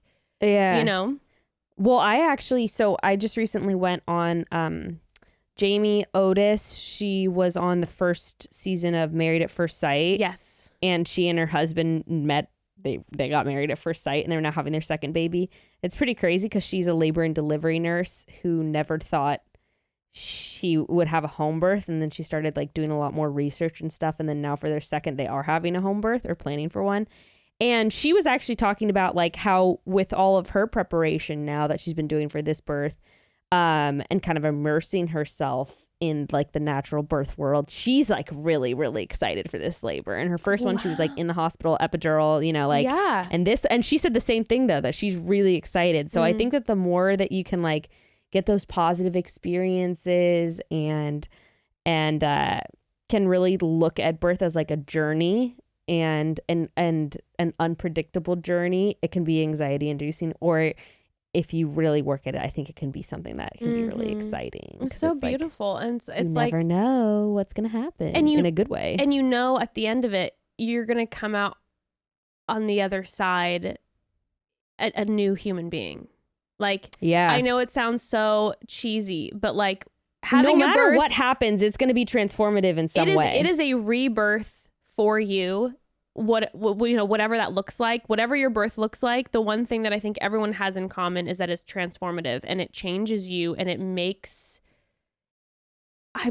just makes you, I think, do we realize just like the capability of our bodies and like what you can create, and just feeling whether it be powerful or like a sense of nurturing or a sense of like connection to your body more than you've ever had before, or, you know, whatever it may be. Like, damn, you know, you're going to come out on the other side of this and it's going to be, you're a new you in like this beautiful way. However that comes about. Mm-hmm. Yeah, I think that if there's anything that I would do differently, I did feel really, really well prepared and really well informed. I mean, we've talked about this before, and it's a conversation for a different time, but I wish I had, like made expectations or like things for my doula clear, but that's just a different conversation. But Yeah. with the pushing, so actually I was reading, it's funny because I'm rereading a book I read the first pregnancy, and it's funny after you've given birth how you read things and like absorb things differently after you have a frame of reference from your own experience. And there was this one part of the book that I don't remember reading the first time, and it was like some women love the contractions and some women love the pushing. I mean, some women love all of it, but I was like, I'm a contraction girl and you're a contraction girl too. No, totally. We will contract all day long, I'm like, baby. send those contractions. I'm like, honestly, I was like dancing through them. I was just like, yes. I was at this point in my life, like I was not doing yoga, and yet I was like in yoga. I was like, yes, you are. Like I was like a tiger, like crawling around the hospital floor.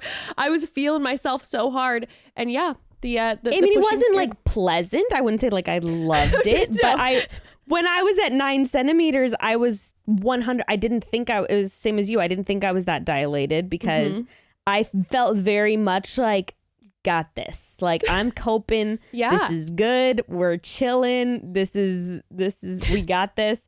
And then the pushing part, I was like, I can keep contracting if you'd like me to, and we cannot do this right now. Dude, I'm going to get the photo to post on our Instagram when we drop this of my mom took a picture of me when they told me, all right, it's time to push, and my face, I'm sitting in the hospital bed so disheveled, and I'm white as a sheet. As soon as they're like, you're going to start pushing, I'm just like, I'm sorry, what? And I just have this face on that looks like one of the Listen to Your Heart judges, just like, and I'm just white as a ghost. Like, well, and some people, I think, like also like shorter labors are more intense, and so sometimes contractions are way more intense because then there's some women that are just like pushing the whole time was a relief, and it felt good to like be doing something and be pushing the baby out. And I was like, I much preferred the passive state of something happening to me that I was just dealing with rather than me having to actively engage. It's like how I feel. Or something like that. I will go on any roller coaster because I know someone else is like in charge of it. But if they're like, hey, you're going to skydive by yourself, I'm like, that's going to be a no because I don't want to do it myself. Like, so I'll put this in your hands. Yes. My body, I'll put this in your hands. Yeah, I'm like, you guys just want to like deal with me while I'm contracting. Very cool. But then when it's like, all right, your turn. Okay, rock star. Show's on you. Show's about to start. It's just like, ugh. Okay. That's actually the biggest thing I would change. And I, again, like reading this book through, I've read other women saying something similar. I wish, and I really want to like drive this into mothers' heads. Yes. Just because you're at 10 centimeters doesn't mean you have to start pushing. And I wish that I had really like soaked that up before. That's when you told me that kind of blew my mind. We were like having a conversation off mic at one point, and I was like, excusez-moi? Like, you don't have to push at 10? Yeah. And some women even like, as I was doing I started doing a lot of research after, because I was like, why did that suck as much? And like some parts of birth are just going to suck. And, like they don't have to, but sometimes they will. But I was like, well, I felt like that didn't have to suck quite as much as it did. Because I was the same as you. What was it? 2.5, 3 hours, something like that. Something like pushing. that. Yeah, I think it was 2.5. Mine was the same. Yeah, I think Between 2 and 3. That was maybe it was too. 5.5. I'm not sure. Really don't know. All I know is that my family was very irritated because they're like, when is this going to be over? It was a long ass time. Yeah, they're like, we all showed up thinking that the baby was coming in 20 minutes, and now we're sitting with family of Evans. We all don't get along. We're in the room together and it's been 2.5 hours. When is the baby coming out? Sorry, guys. Get it together, bitch. Yeah, apparently like some women will literally like be fully dilated and then like take a nap for like an hour. Like sometimes contractions will pause and like you can take a nap for like an hour, which I guess biologically makes sense. Get that strength up before you got to push the baby out. I don't know. I started being like, real. okay, I'm fully dilated. Like I remember saying like, I think I have to push, but I definitely like you hear women describe what it feels like to have contractions where they're like driving you to push, and I didn't really feel that. I didn't feel that either, B. Maybe we just weren't ready. Maybe we should just like chilled. Maybe if you would have taken a nap, like, honestly, you know, you have people there and making sure that like, you know, nothing's happening and you're like, okay, if the baby starts coming out, the baby starts coming out while you're napping. Yeah. Or just keep riding the waves and don't feel like the pressure to push. That's like one of the biggest things I would have changed. Wow. I would have like waited until I really felt like I had to push. Are you now going into this next birth? Are you are you nervous about the pushing again? I am. I'm just nervous about the crowning. It just doesn't feel great. Yeah. Like it didn't feel great for me. Honest, like this is the thing. You really don't know. Some women they said they just didn't even really feel it or notice it. Yeah. Wasn't my experience. I do think that I was like really freaked out throughout the pushing because like I said, I think I was pushing before I really needed to, so I was getting really tired and getting really exhausted, and they were giving me little bites of banana because I was like, ugh. I was in labor for such a long time and was just feeling really out of it. I think if I had just like taken it in stride and just sort of chilled, I think maybe it wouldn't be as scary because I think because I was fearful, I can't pinpoint exactly what I was fearful of, but I think if I hadn't been as fearful, I might have been a little less tense, and they might have been a little less painful. So we'll try that out this time around. Who knows? I mean, granted, my birth canal and stuff already knows what to do, so it might just be smoother because of that. But I'm gonna see what it's like if I'm just like way more chill. I'm so excited to hear the difference, and if it ends up being super similar, or if you're like, oh no, this felt completely different, or it felt like, oh, I've done this and this is like smooth. Like I'm so curious. I don't know, but I also am like sort of getting kind of I'm not actually nervous, but I definitely haven't prepared this time around like out of the first time. And because I remember the first time I was just doing so much research. I was like, my evening primrose oil and my 6 dates a day and like all this stuff, and I don't even really remember a lot of that stuff now. And I'm sort of like, oh, I guess I'm not doing everything like I did last time. But I don't really feel the need to. I don't know, but they're definitely so that I would change. I also didn't like that when I was pushing, I was doing like the hold my breath count to 10 pushing, which I know now that isn't the best way. It's like really best to let your body lead. So those are some of the things that I would change. I would also prepare a little more for postpartum. That's the big one, baby. And we've talked about that in our honest postpartum episode. If you haven't listened, I think that's a really helpful one. Becca and I both were surprised by postpartum. Yeah, the honest postpartum episode, that's a good one. Yeah. By the way, these certain episodes back aren't on, you won't be able to find them on YouTube because we didn't record them on video. So I just want to give that note because I know sometimes people are confused by that. Like the honest postpartum episode's one of those that we didn't have on video. Wouldn't have even remembered that. Like, oh yeah, we didn't used to record them on yeah, YouTube. Someone asked recently and then I was like, oh no, the YouTube only goes so far back. Well, we have... Anyway, there was episodes that just weren't even recorded on video at all, and that's one of them. So...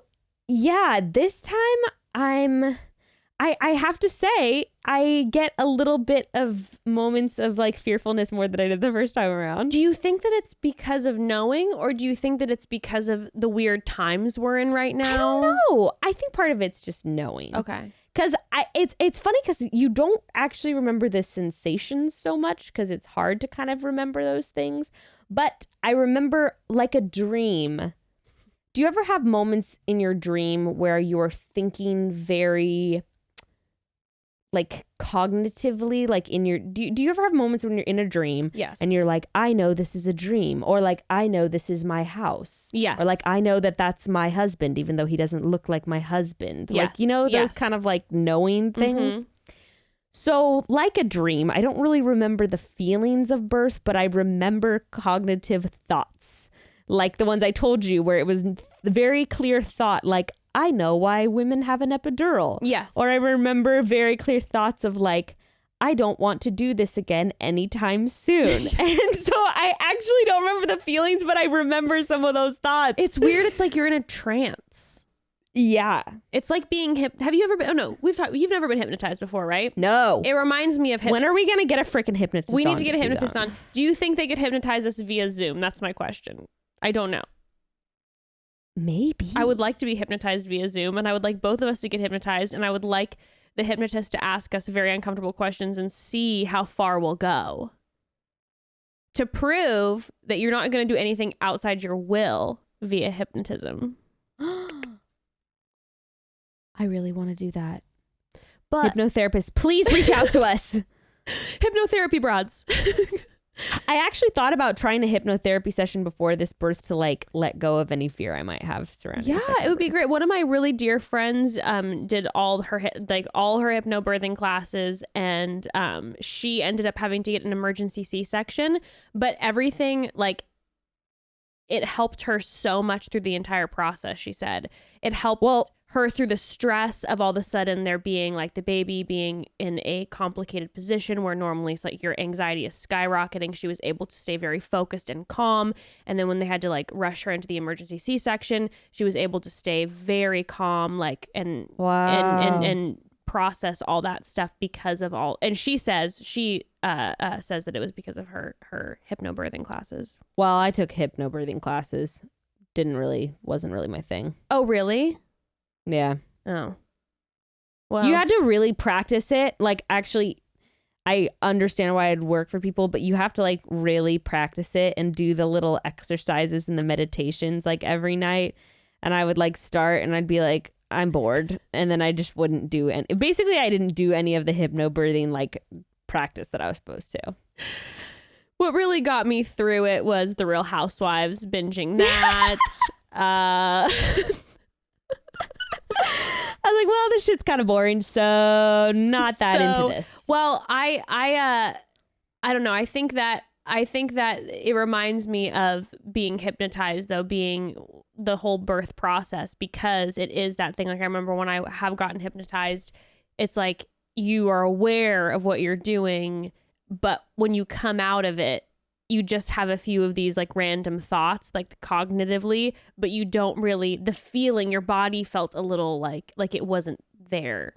And that's, yeah, it's very similar thinking back on like the actual birth. So I completely understand.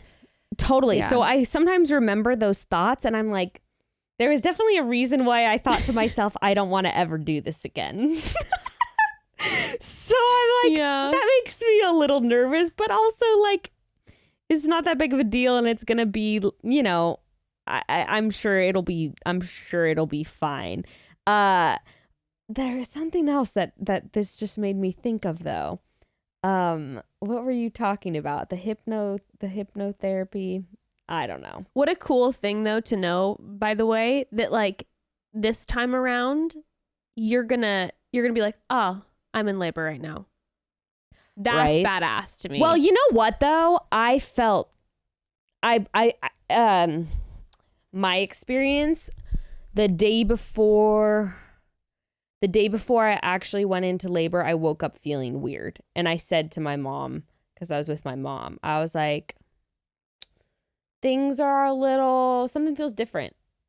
And then all throughout that day, I started having a little bit of pinkish discharge. Uh-huh. And then that night was when I, or maybe it was the next day, can't remember, lost my mucus plug, got my bloody show.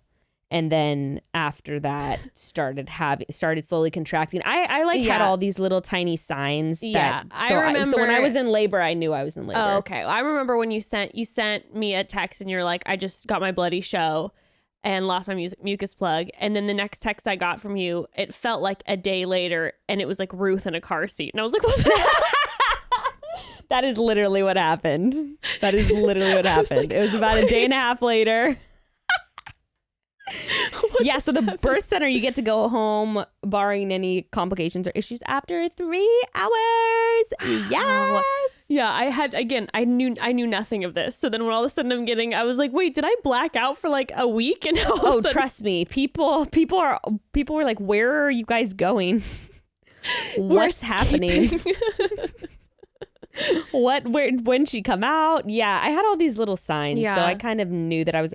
Also, I had been having Braxton Hicks. It's the same this time, like Braxton Hicks since like 20 weeks or something like that.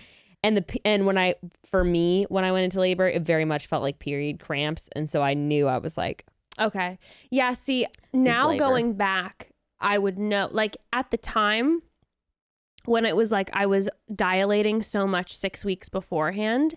What confused me about it is that I wasn't able to like realize like, oh, and I didn't have a doc, which is so shocking to me that I didn't have a doctor explain to me when they checked me and saw that I was 4 centimeters dilated already, that they were like, oh, like you're slowly in labor right now. You are in slow labor.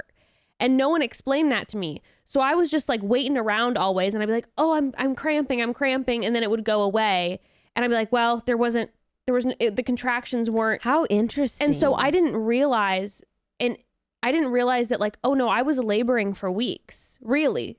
Yeah. You know, and I was dilating a little more and a little more every day. And I wasn't just having steady contractions. And so now if I were to ever have a baby again, it would be like, if I'd feel those same feelings, I'd be like, okay, I understand what's going on. But that's definitely a trip, like you said, of it happening for weeks on and off. Yeah. I mean, that's difficult. I think I would have difficulty distinguishing that. It was very now. confusing because I would like have painful contractions for a few hours, but they would be all over the place. And I had that for weeks.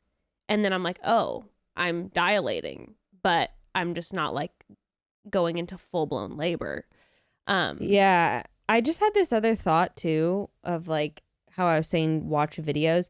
Honestly, like this may be a little much for people, but I think that if you need to sort of absorb how normal birth is and like what a normal mammalian process it is, I recommend like even if it's nothing like your birth plan, you can watch like the crunchiest videos possible. Cause like I watched these after Ruth was born. I found videos that were like this mom of 8 that's in Germany, and she had her 7th and 8th children, twins, just like in her home, in her dining room.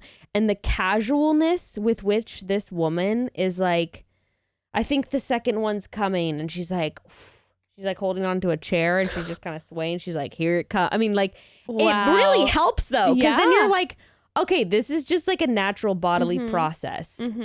And like, and if you watch people who there's not a big fuss about it, it definitely does help. It may not be anything like your labor, but it definitely helps just solidifying like, oh, okay, we are mammals, and mammals do just kind of give birth. Yes. And that's what happens. And if we can allow that was the thing that got over. me through whenever I had a moment of anxiety, I'd be like, a lot of people around the world are doing this literally right now. Like right now, there are thousands upon thousands of people giving birth right now. My ancestors did it before me, and I'm going to be okay. You know, and just kind of like that was a mantra where it was just like, my ancestors have done it before me. Millions of women are doing it right now. We are a collective unit together, and we're doing it. It is pretty cool to think about the women who are doing it while you are in labor. Yes. You're like a sisterhood. It's crazy. I think about it, right? Like sometimes I'm like, whoa, right now, so many people around the world. I'm just like, am I pregnant? Am I giving birth right now? I'm having quadruplets by divine conception. Giving myself a phantom pregnancy or whatever. Well, we've really gone on with this, and I think what we decided is we'll do a second episode, and then we're gonna have Jade on from The Bachelor, and she's gonna give us some information about her surprise birth, talking about unplanned births, talking about closet births, and then maybe your midwife even.